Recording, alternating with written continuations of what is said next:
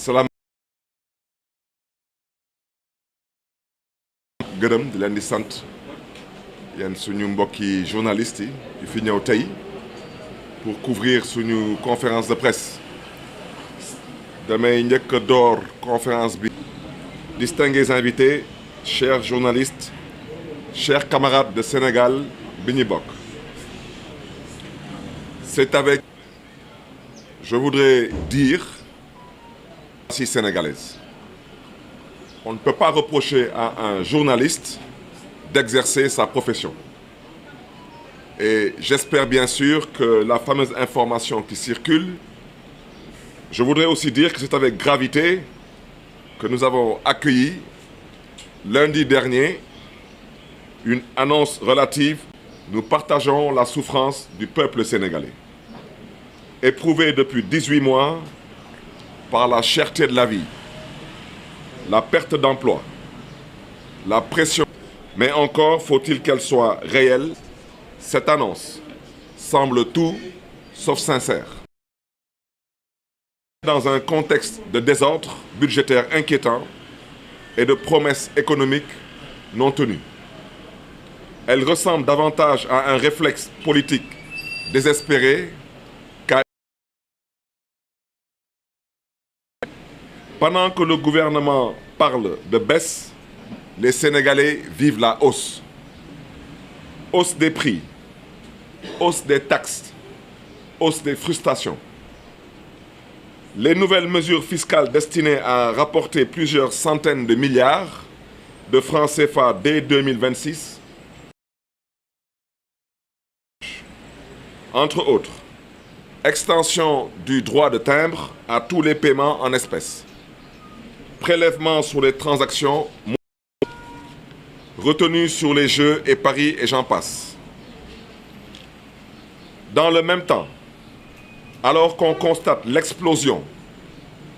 des budgets de fonctionnement, les coûts de près de 10%, conséquence directe d'une redevance renégociée par le gouvernement. Résultat, des familles épuisées, des retraités asphyxiés, des jeunes, des mères de foyers qui se battent chaque jour pour remplir une marmite devenue symbole de survie. Et pendant que le peuple éteint, milliers de Sénégalais ont récemment manifesté pour réclamer une baisse du prix de l'électricité. Le censé soulager les ménages est devenu une torture nationale. Et c'est dans ce climat d'exaspération que l'on ose en action avec le FMI qui prône la réduction des subventions à l'énergie ne sont même pas achevées. Comment parler de réforme énergétique sans audit préalable, $36, soit près de 8% de moins qu'en 2024? La Côte d'Ivoire, le Mali et le Togo ont déjà répercuté. Les tarifs du carburant et de l'électricité demeurent parmi les plus élevés de la zone UEMOA. Une aberration pour un pays. Les infrastructures nationales sont-elles prêtes? Le réseau gazier pour l'exploitation existe-t-il? On demande au gouvernement de finaliser dans les meilleurs délais. L'installation 2026 est aujourd'hui techniquement improbable. Mais la crise la plus grave n'est pas énergétique. Cette crise, elle est budgétaire. En tant qu'ancien parlementaire, de demander aux autorités de ce pays, si elles considèrent tout de même qu'elles sont des autorités, de publier les rapports comme le stipule la loi. Où sont-ils avec le rapport de l'inspection générale des finances, le rapport de la Cour des comptes et leur preuve, avec tout le respect qu'on lui doit, de tenue et de retenue et de respecter le peuple sénégalais. Parce que quand Madame la directrice générale du FMI dit qu'elle donne du crédit aux propos des autorités sénégalaises, on souhaiterait savoir si elle donne du crédit aux mêmes propos de ces mêmes autorités sénégalaises qui avaient dit avoir découvert un compte de 1000 milliards de francs CFA. On demande à Madame la directrice générale du FMI de nous dire si elle donne du crédit aux mêmes propos de ces autorités sénégalaises qui, à l'époque, dans l'opposition, avaient accusé le frère de l'ancien président du Sénégal d'avoir détourné 6 000 milliards de francs CFA. On demande aussi à Madame la directrice générale du FMI si elle donne du crédit aux propos de ces mêmes autorités sénégalaises qui avaient dit à l'époque qu'avant de parler même de pétrole, avant de citer P, le pétrole avait été vendu. Alors, Madame la directrice générale du FMI, nous au Sénégal,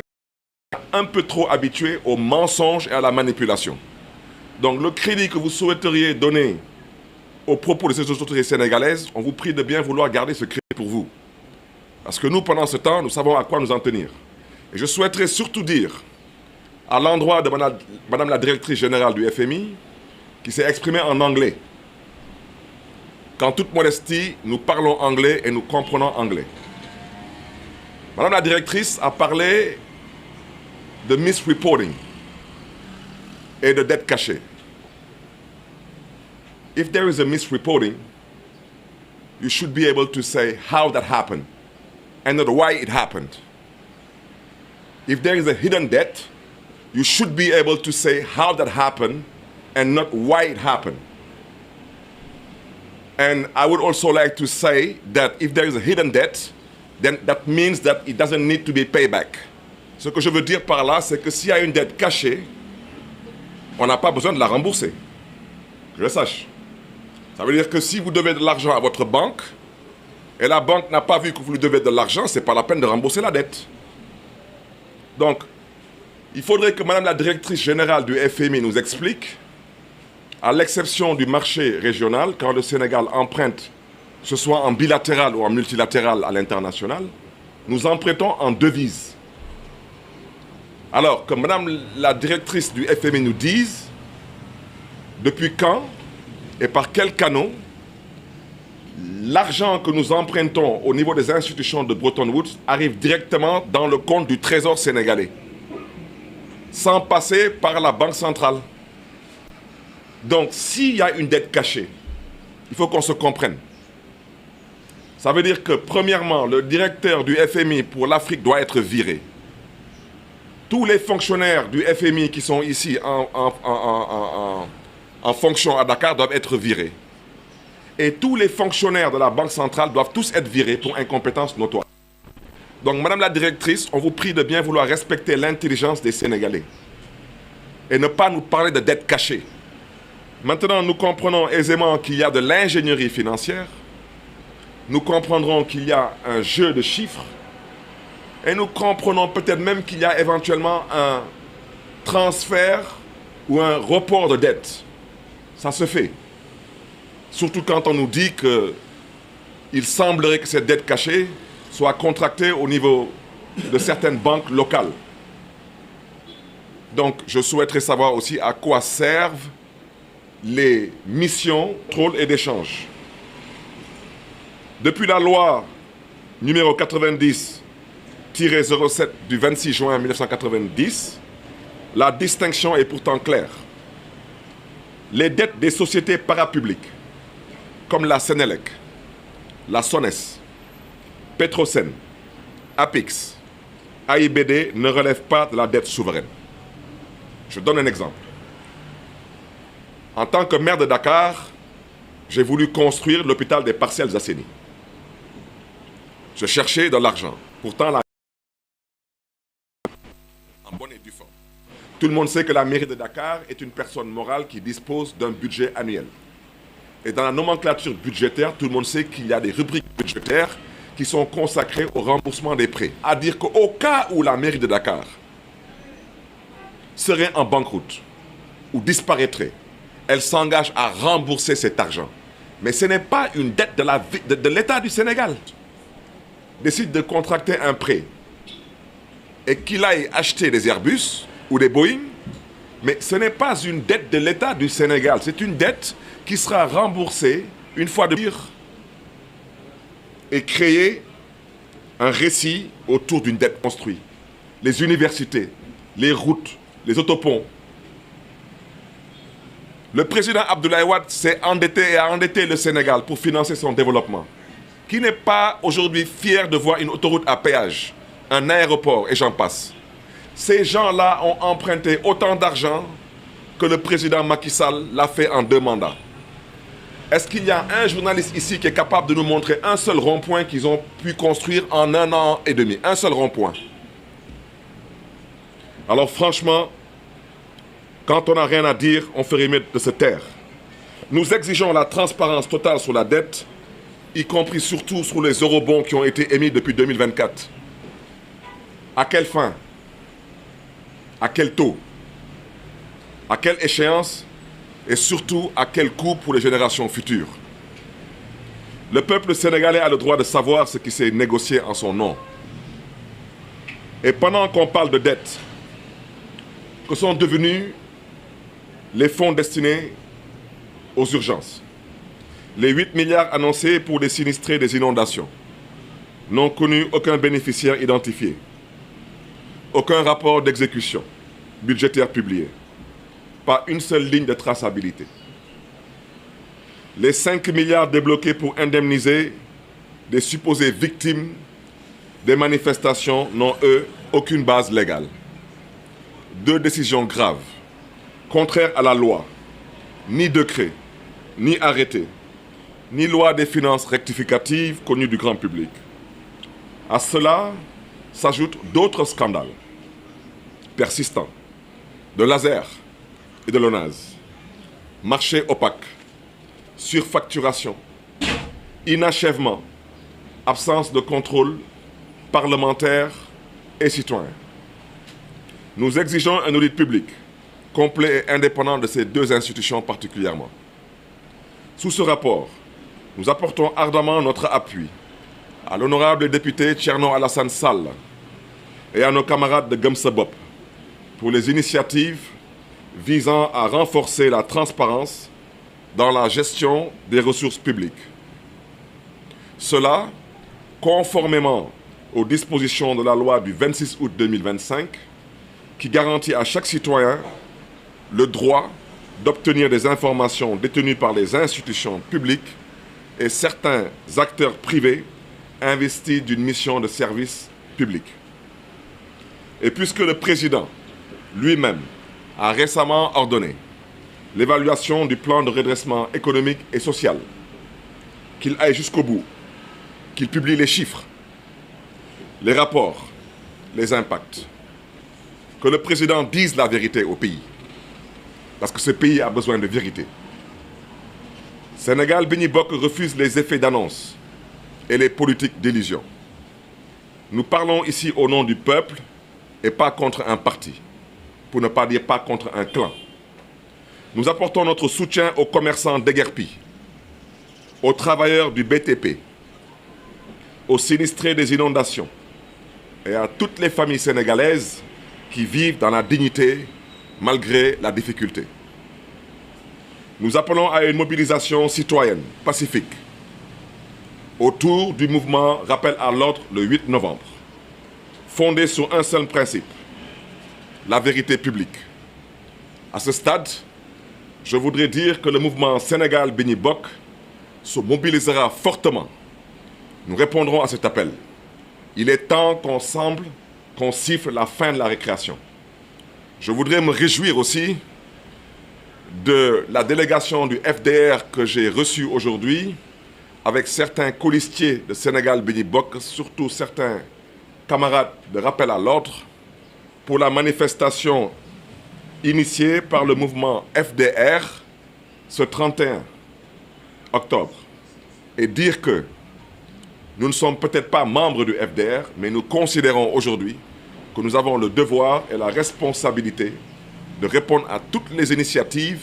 qui partent dans le sens de siffler la fin de la récréation et surtout d'éveiller les consciences. Le Sénégal n'a pas besoin de slogans, il a besoin de rigueur et de sérieux. Pas de certitude proclamée, mais de décisions courageuses. Et ce jour-là, la vérité triomphera du mensonge et la justice triomphera de l'impunité. Je terminerai en disant qu'après ce point de presse, je me déplacerai dans les locaux de 7TV et de la TFM pour apporter mon soutien à ces organes de presse qui contribuent tous les jours à faire éclore la vérité et à éveiller les consciences. Je vous remercie de votre attention.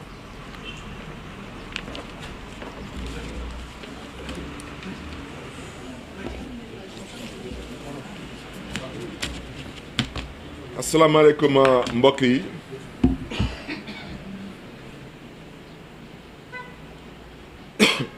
mbokk yi ginnaaw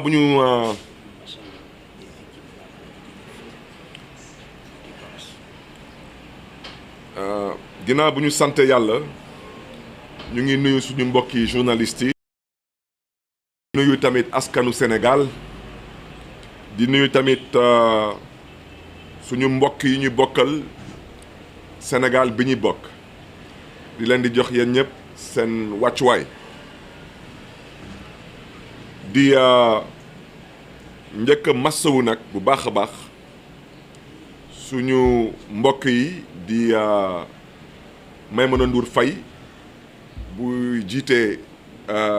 télé bu ñuy woowee 7TV di massawu tamit suñu mbokk Babacar Fall ci groupe Futur Média di massawu tamit ñaari groupe de communication yi di ñaawlu lii day jeex te ñu fi nekk tey di bundu xatal nit ñi di xoqatal nit ñi di torox ñu xam ne ni que ëllëg yàggatul te nañ ko sóor lu may wax nii dafa am solo du leneen ginnaaw dictature bëgguñu kenn wax xalaatam bëgguñu sax ci gàttal kenn am xalaat mën naa sax yokkaat ne que daanaka ci gàttal ñoom suñu sañoon na ñëpp di xalaat ni ñoom te loolu mënul nekk loolu amul fenn tamit yenn wax yu amul benn sens ay wax yu jekkul ci kilifa parce que kilifa suy wax day wax dëgg te yàlla tax kilifa du dëkk di nax askanam kilifa du dëkk di nalawal askanam di ñaawlu bu baax a baax luñ fi jot a wax di ko jëmale ci courant bi bu ñuy waaj a wàññi ak lu ñuy woy produits pétroliers yi moo xam gaz ak ñoom ak essence ak ñoom seen ñuy waaj a wàññi loolu lu tax ñun waa Sénégal bi ñu bokk gëmuñu ko am nag yaakaar mënoon na nekk bien sûr lu tax gëmuñu ko parce que tey ñu ko wax ba tey saay bu ñuy wax ci waxu wàññi dundu yu Sénégalais yi di daj Sénégalais yi au contraire ñoom lépp ñu ngi koy gis muy yokku daanaka njëg yëpp ñu ngi yokku taxi ñu ngi yokku mer bi tamit mi ngi yokku ñu ngi massuwu Sénégalais yi parce que at ngi nii depuis 18 mois daanaka dund bi mi ngi yokku chaque jour te jaaxle bi tamit di gën a yokku ma bëggoon tamit yokk ci lu ñu bëgg a def nii contexte bi ci boppam moo favorableul parce que tey ñëpp xam nañ que dañu nekk ci li ñuy woowee désordre budgétaire parce que tey dëkk bi daanaka ñu ko ilif bugguñu wax askanu Sénégal dëgg balaa may dee ñiy wax ay waxu dette cachée loolu naa si delluwaat parce que balaa nga ne waxu dette cachée nga génne rapport yi parce que soo génnee rapport yi daanaka xëccoo bi ak ngaayoo bi mën na ñàkk parce que boobaa ay chiffres ñooy wax ay documents ñooy wax wante yow mënoo am rapport inspection générale des finances nga am rapport cour des comptes nga am rapport cabinet Mazars nga taxaw ne yow da nga ciy teg sa tànk doo ko génne pour sénégalais mu ci teg seen bët. doo toog tey ne da ngay wàññi courant bi ci dëkk bu amul courant woyofal bi bañ koy créer dañu créer woon woyofal bi pour jéem a jàppale néew doole yi. loolu moom xeetu toroxal ay gor la. balaa nga ne naam ne fa parce que fu ñu toll tey nii ak autorités yi mooy ci gàttal lu ñu wax ñu ne taxe lu ñu wax ñu ne timbre tey ñoom ñëpp teg nañ seen bët daanaka Sénégal xeetu jeu ak Paris donc lu ñuy gën a ñaalu ñun tamit tey waa Sénégal bi ñuy bokk mooy fu ñu wàññi seen ay dépenses ak seen ay puukare nekk ñu ci loolu wante pendant ce temps ñoom ñu ngi yokk les coûts de service. ndóol ay retraités yuy dund ci ndóol ay ndaw yu dul am xëy ak ay kër yuy dund tamit ci jaaxle lu tubaab di woy climat d'exaspération ñoom ñu ñuy jéem a kokkali dégg ngeen sax benn waay nee na moom xam naa dafa ndeysaan xam naa day jaawale xam naa dafa foog ne ni maintenant moom mannequin la nee na moom pour mu jàppale ndaw ñi yéen journalistes yi xam ngeen bu baax a baax que lu ñuy woowee baril de Brent su ngeen demee ci ay dëkk yu mel ni Côte d'Ivoire Mali Togo daanaka essence bi wàññeeku na wante Sénégal ba tey lu yàlla xam doy na donc moo tax ñu ne na autorités yi xoolaat seen taxawaay respecter askanu Sénégal te wax leen dëgg bañ leen jéem a nelawal parce que sonn nañ lool te yàlla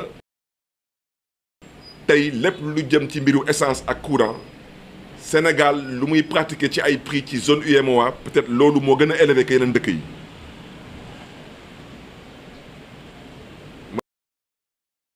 maintenant wax ci lu jëm ci mbiru FMI soxna bi di diriger FMI damay sàkku ci moom mu xoolaat toogaayam te suy wax ak askanu Sénégal mu jox ñu suñu gëdd ak suñu cër parce que Sénégal ñu fi yeew yàlla may na leen xel moom nee na que lu autorité sénégalaise yi wax moom ànd na si waaw moom nañu wax moom lan mooy xalaatam ci lu autorité yi waxoon parce que ñoom nañu jox xalaatam moom nañu wax moom lan mooy ci xalaatam moom nañu wax lan mooy xalaatam ci lu fi autorité yi waxoon moo xam lu ñu waxoon ci luubal bu ñu fi gisoon ci 92 milliards ci Mamour Diallo moo xam luubal bi ñu gisoon ci 29 milliards ci Mame Mbaye Niang lañu moom la ñu wax lan mooy ci xalaatam moom nag mën naa continuer di ko interpeller moo tax ma ne ko moom na xoolaat lu muy wax parce que xalaatam ci lu autorité sénégalaise yi wax ñun suñu yoon newu ci ñun suñu yoon mi ngi ci lan mooy doon relation bu FMI di am ak Sénégal ci yan anam la ñuy séq relation naka la mbir bi di tëddee moom nag yëkkati na ay kàddu wax ci mbiru dette cachée bi wante moom dafa wax ci anglais boobu wax na ci lu yéeme parce que nee na lu tax mu am lu ñuy woowee dette cachée moom kenn laaju ko lu tax mu nar a laajte lu tax moom comme nee na xam na que am na dette cachée moom nañu wax ñun naka la mbir bi demee mais pas lu tax moom suñu yoon newu ci parce que ñun tant que rapport yi génnul kenn du mën a wax lu xew te moom soxna si tamit na ko déggee noonu waaw su amee bor bu Sénégal ameloon ay bailleuram mais bailleur yooyu gisuñu bor jooju kon ci gàttal bor jooju jarul ñu koy fayat parce que tey soo amelee sa banque xaalis banque bi ne man loo ma amel gisuma ko ah xanaa nga tàggoo ak sa sago mais soxloo di fay banque bi moom tamit soxna si nañu wax moom Sénégal su demee bitim réew ñu koy lebal xaalis boobu buñ koy lebal dañ koy lebal duñ ko lebal ci ay CFA dañ koy lebal ci ay dollars wala ci ay euro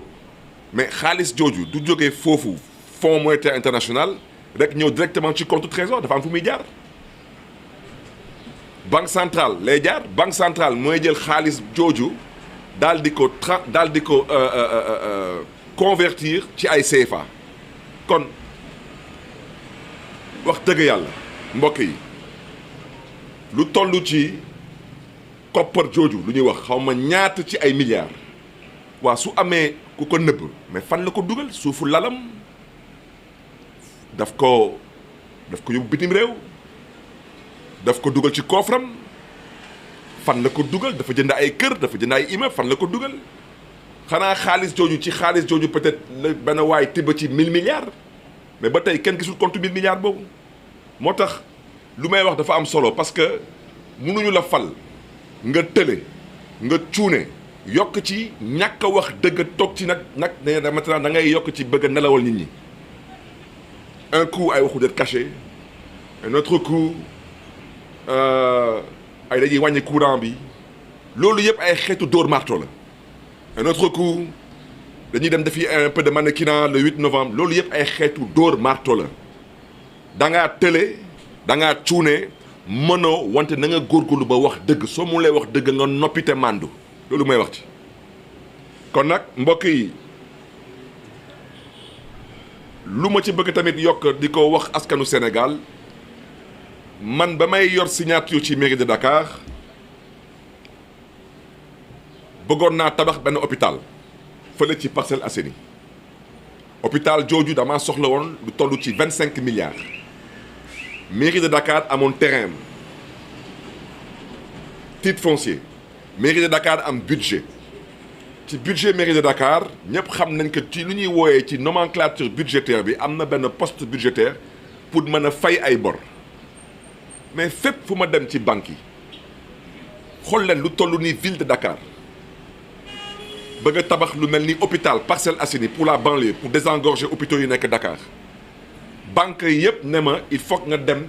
ministre de finance jox la benn këyit pour wax ni que yow mii di mairie de Dakar te nga yor budget wu 50 milliards suñ la lebalee 50 milliards nga dem ba ci biir mënoo rembourser état du Sénégal mooy rembourser mais loolu mooy lu ñuy wooye la garantie souveraine mais loolu du xaalis bu état di rembourser loolu képp ku jël lu toll noonu ci koppar dugal ko ci detu état yow mii yaa dul waxkatu dëgg tey su ngeen jëlee ay sociétés yu mel ni Sénélec Sones Petrosen Apix ñoom seen jël leen lu mel ni par exemple Air Sénégal Air Sénégal day yóbbu ay nit ñuy tukki soxla ay roplaan Air Sénégal état du Sénégal dafa bokk ci actionnariat bi mais ci actionnariat bi am na tamit ay personnes physiques yu fa bokk yu ci bokk am ci ay actions waaw maintenant nag Air Sénégal su jógee dem wuti xaalis ñu lebal ko xaalis mu jënd ay avion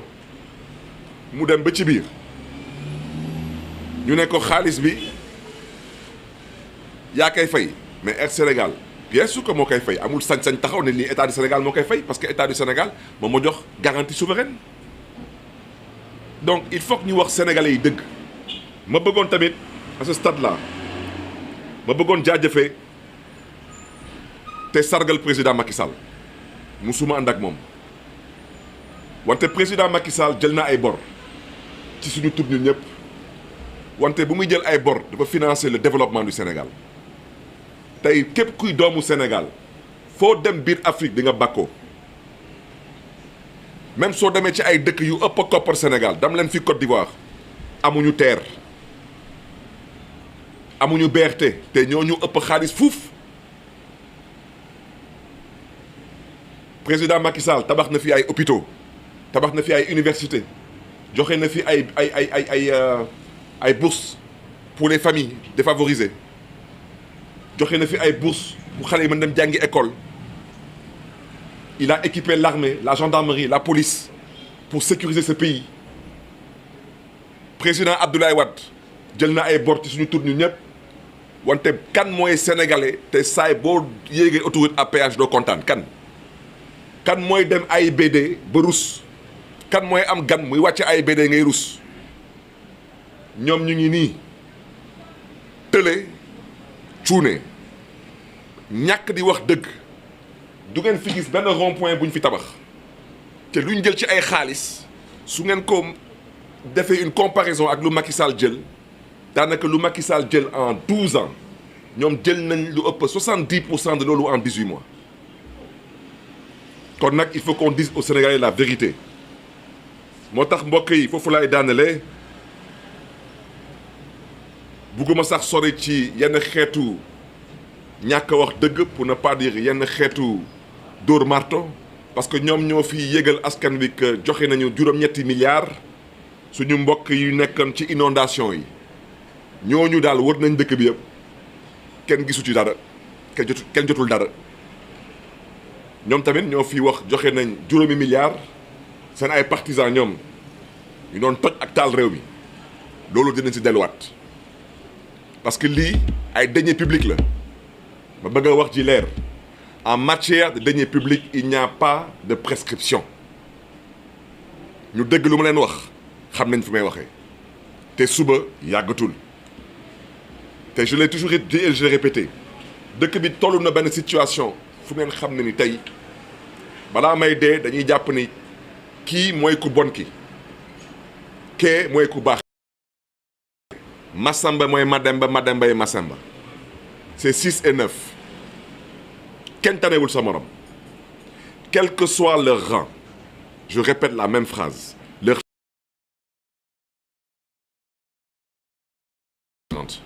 tout le monde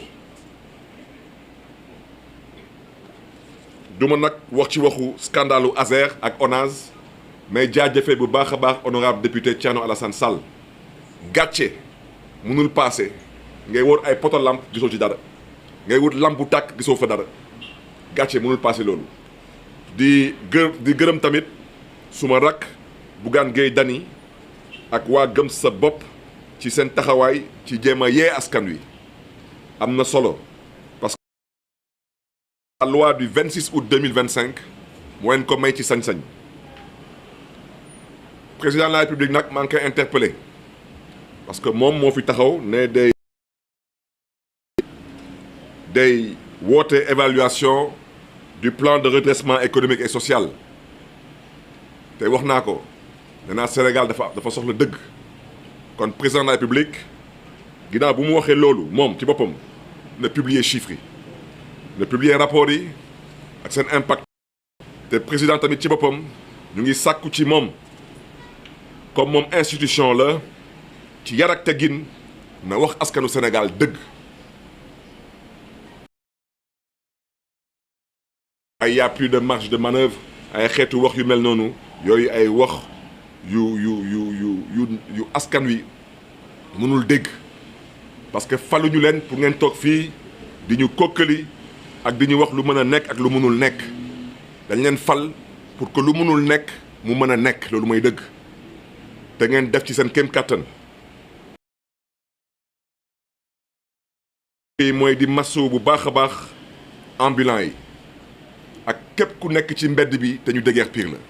ñu ngi leen di masso man nekk naa mairie de Dakar liggéey bu am solo musuma toroxal kenn musuma dégeer pire kenn musuma yàq liggéeyu kenn te tabax naa fi ay hôpitaux ay écoles ay terrain synthétique ay pavage defar ay trottoirs je l'ai toujours dit man gëmuma déguerpissement man désencombrement laa gëm na wax ci leer ñu ñëpp ay Sénégalais lañu Sénégal du dëkk industriel fii ay ñoom Bolloré ay ñoom Elon Musk ay ñoom ñooñu duñ fi yeewu Sénégal dëkku commerçant la Sénégal jënd jaay la ñu xam loolu mooy dëkk loolu la ñu yàlla baaxee nit ki nag bul séqlu lu nga doon.